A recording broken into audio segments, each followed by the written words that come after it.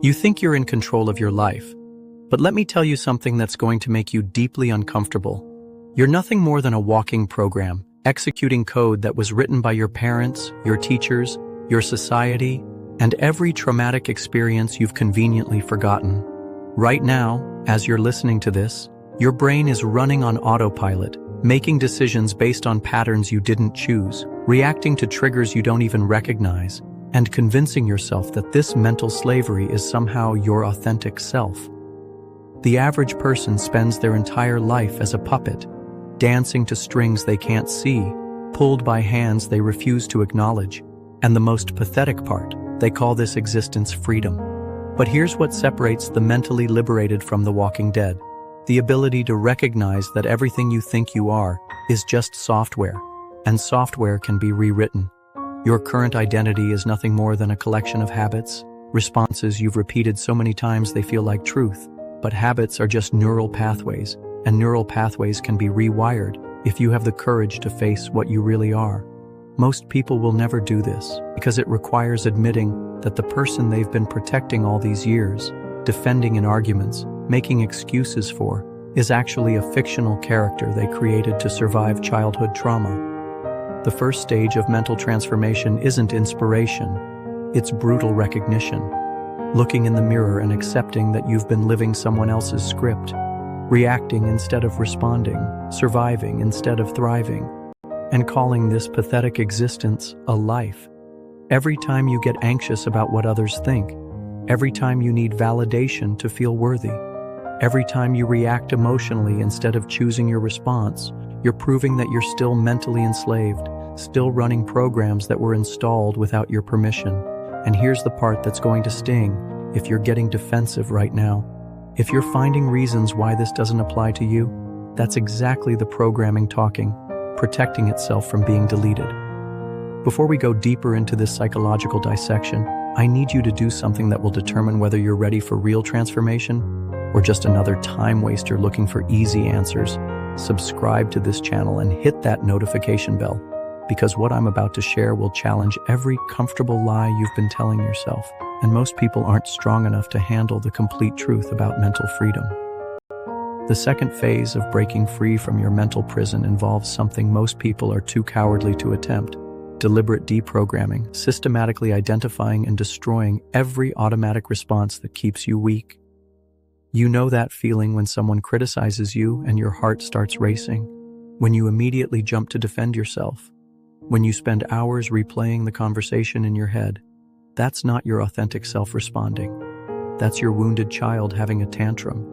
And until you stop identifying with that wounded child, you'll remain its slave. Real mental transformation requires you to become emotionally ruthless with yourself, to watch your emotions like a scientist observing lab rats, interesting but ultimately irrelevant to your decisions. The third stage is where most people quit, because it requires building complete autonomy, not needing anyone's approval to feel good about yourself, not requiring external validation to know your worth, not depending on circumstances to determine your emotional state. This isn't about becoming cold or disconnected. It's about becoming unshakable, like a mountain that doesn't change its shape because of the weather. Most people are emotional weather vanes, spinning frantically based on who's around them, what's happening to them, what people are saying about them, and they call this being human. But humans weren't designed to be this weak, this dependent, this easily manipulated by their own biochemical reactions. The fourth transformation involves something that terrifies the average person: deliberately recreating your identity, choosing who you want to be instead of accepting who you happen to become. And here's where it gets interesting. Most people resist this because they're attached to their victim story. Your victim story is your favorite excuse, the reason you give yourself for why you're not where you want to be, why you're not who you want to be, why you can't do what you want to do, and you protect this story like it's sacred scripture.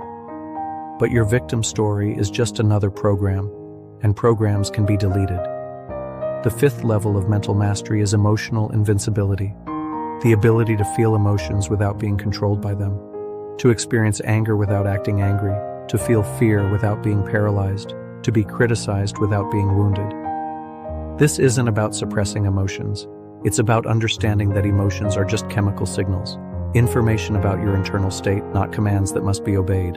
Most people are enslaved by their emotions because they believe they are their emotions. But you are not your anger. You are not your sadness. You are not your fear. You are the consciousness that observes these temporary states. The sixth transformation involves social dominance, not through aggression or manipulation, but through complete self-possession, the kind of presence that naturally commands respect, because it needs nothing from anyone. People can sense desperation. They can smell emotional neediness. They can feel when someone is trying too hard, and they instinctively move away from it. But when you become completely self-contained, when your emotional state doesn't depend on external factors, when you're genuinely indifferent to others' opinions, you become magnetically attractive because you represent something most people have never experienced: true freedom. The seventh stage is where you develop strategic flexibility, the ability to shift between different modes of being depending on what the situation requires. Sometimes you need to be compassionate, sometimes you need to be ruthless, sometimes you need to be charming, sometimes you need to be intimidating.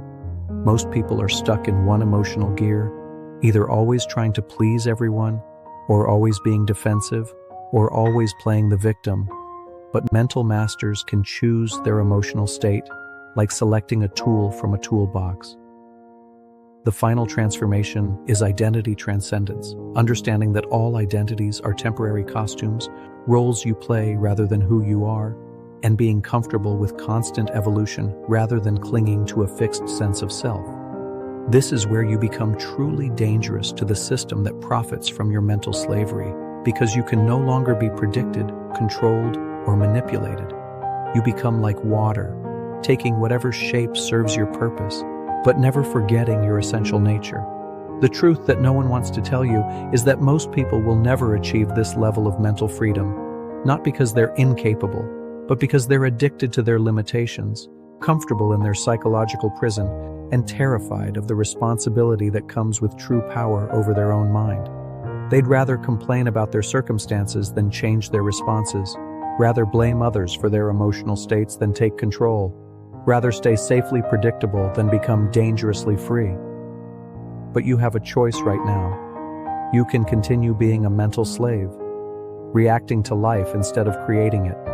Or you can begin the uncomfortable but liberating process of taking complete control over your internal world.